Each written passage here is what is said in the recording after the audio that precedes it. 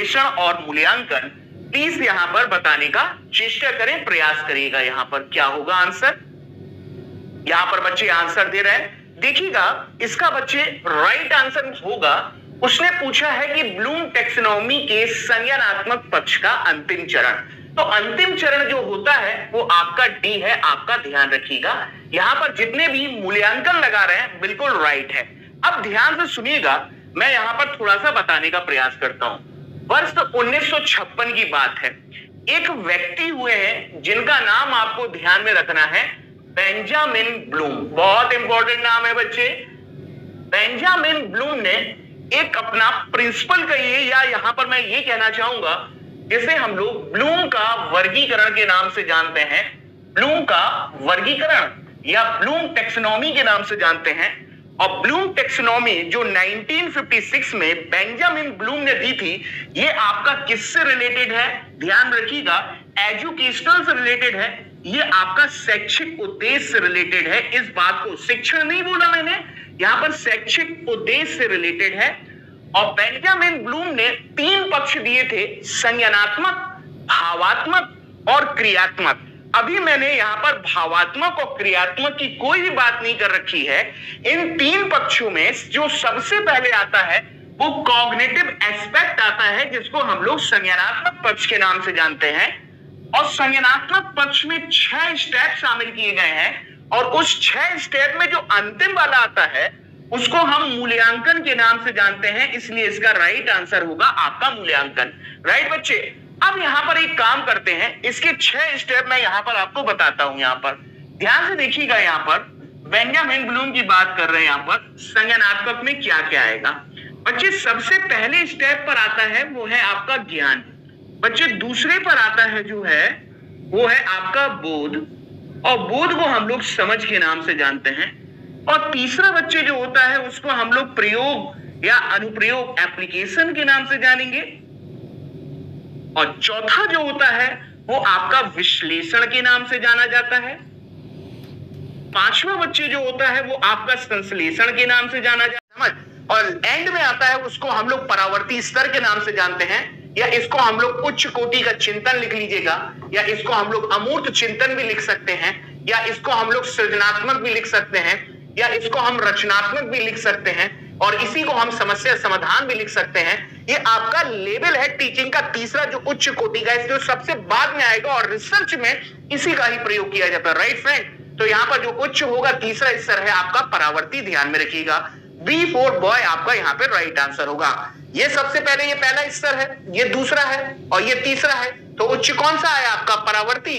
और परावर्ती को हम लोग रिफ्लेक्टिव के नाम से भी जानते हैं। इस बात को भी ध्यान रखिएगा, ठीक है? राइट, चलिए आपका फ्री बताओगे कि बच्चों के नेचर के अनुसार बताओगे? ये बात भी बिल्कुल सही है। ये भी बताया गया है 11, 12, 13 लगभग 13 शिक्षण सूत्र हैं, और उसमें एक ये भी शिक्षण सूत्र है कि बालकों को जो भी टीचिंग सूत्र होगा वो बालकों के अनुसार होना चाहिए। उनके नेचर, उनकी रुचि, उनका इंटरेस्ट, उनका जिज्ञासा ही उनकी प्रकृति का पेड़ पौधे नहीं, बालक का नेचर, उसकी रुचि जिज्ञासा। बिल्कुल बात सही है, टी भी बिल्कुल सही है। विशिष्ट का अर्थ होता है कोई उदाहरण का प्रयोग करना, और उदाहरण से किसी नियम का सत्यापन करना, क्योंकि आप पहले उदाहरण बताते हो बाद में नियम बताते हो। यह बात भी बिल्कुल और बिल्कुल सही है। आप उदाहरण से नियम की ओर बढ़ोगे, क्योंकि उदाहरण पहले समझ में आता है।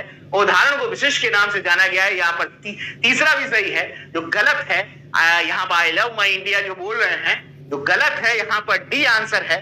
समीक्षा जी, आप निश्चित से अनिश्चित की विश्वविद्यालय में सबसे पहले प्रोफेसर ड्वाइट एलन नाम के एक व्यक्ति हुए हैं। यहाँ पर ध्यान रखिएगा, प्रोफेसर एलन को माइक्रो टीचिंग या सूक्ष्म शिक्षण का फादर माना जाता है।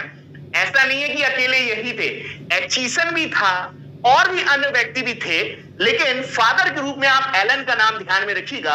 1960 में अमेरिका के स्टैनफोर्ड में सबसे पहले माइक्रो टीचिंग का कॉन्सेप्ट आया, जबकि भारत में 1966 के बाद इसकी शुरुआत इलाहाबाद के सेंट्रल पेडागोजिकल डिपार्टमेंट में की गई, और प्रोफेसर डी तिवारी का नाम आता है। ये बात भी ध्यान रखिएगा, भारत में शुरुआत करने में डी तिवारी का नाम आता है। इस बात को ध्यान में रखिए।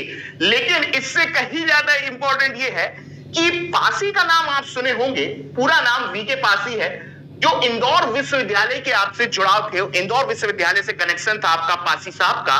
पासी साहब का कंट्रीब्यूशन माइक्रो टीचिंग में 42 मिनट का कंडक्ट कराया जाता है, लेकिन भारतीय संदर्भ में 36 मिनट का आपको ये कंडक्ट कराया जाएगा। और कुल 6 चरणों में भारत में माइक्रो टीचिंग का एक प्रोसेस बताया गया है। कितने चरण? 6 चरण। कैसे हैं अभी चर्चा करते हैं, क्या होती है माइक्रो टीचिंग। अब देखिएगा, आप लोगों में से बहुत सारे बच्चे ऐसे होंगे जो बीएड, बीटीसी, डीएलएड वगैरह कर रहे होंगे। अब जैसे मैं प्रयागराज की बात कर रहा हूं, तो यहां पर सिविल लाइन में आपका ध्यान से देखेंगे तो डाइट का सेंटर बना हुआ है।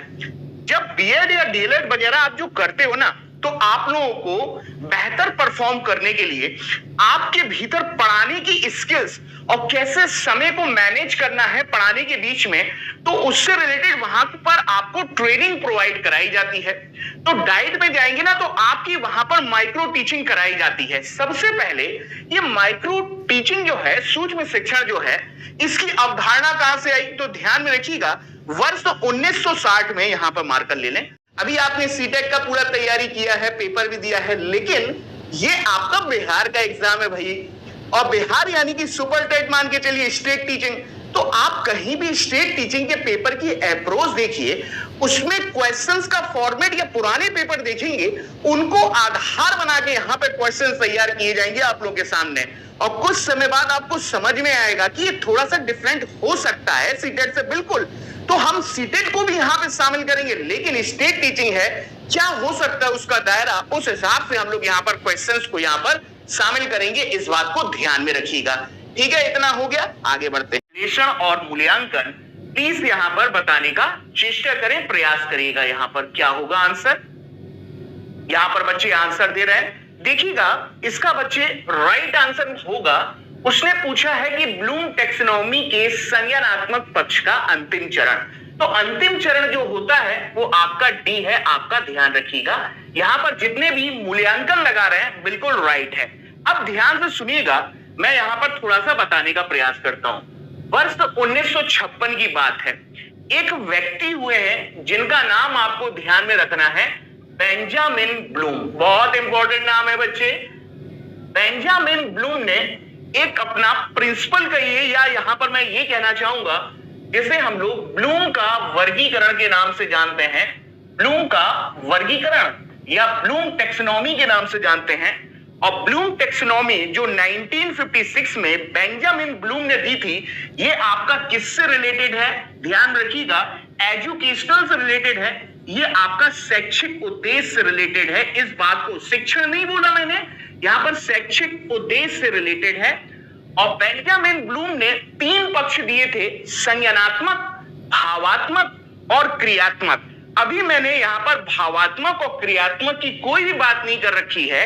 इन 3 पक्षों में जो सबसे पहले आता है वो कॉग्निटिव एस्पेक्ट आता है, जिसको हम लोग संज्ञानात्मक पक्ष के नाम से जानते हैं। और संज्ञानात्मक पक्ष में 6 स्टेप शामिल किए गए हैं, और उस 6 स्टेप में जो अंतिम वाला आता है